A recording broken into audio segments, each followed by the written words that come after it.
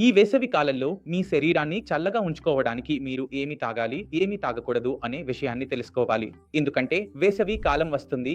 మజ్జిగ బాగా నచ్చుతుంది. మామిడి షేక్ బాగుంటుంది. అలాగే మన అభిరుచులు మారిపోతాయి. తెలియకుండానే మనం కొన్ని పానీయాలు తాగుతాం. వాటి వల్ల మన కిడ్నీలు వేగంగా దెబ్బతినడం మొదలవుతుంది. మరి మొదటగా మజ్జిగతో ప్రారంభిద్దాం. ఇప్పుడు మజ్జిగ అనేది పెరుగు నుండి తయారవుతుంది. పెరుగులో లాక్టోబాసిల్లస్ అనే బ్యాక్టీరియా ఉంటాయి. ఇవి లాక్టిక్ యాసిడ్‌ను తక్కువ పరిమాణంలో ఉత్పత్తి చేస్తాయి. మనం మజ్జిగలో కూడా లాక్టిక్ యాసిడ్‌ను చూడవచ్చు.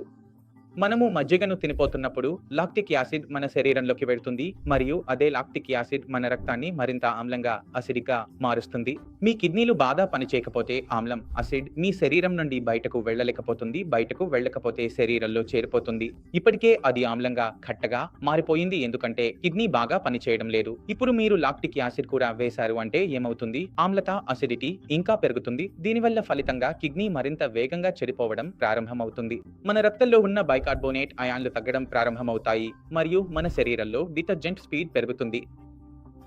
శరీరంలో మెటబాలిక్ ఆసిడోసిస్ మొదలవుతుంది. అందుకే పెరుగు, మజ్జిగ, లస్సీ ఇవన్నీ కూడా వీటిని తీసుకోవద్దని చెప్పబడుతుంది. ఎందుకంటే వీటిలో లాక్టిక్ యాసిడ్ ఉంటుంది.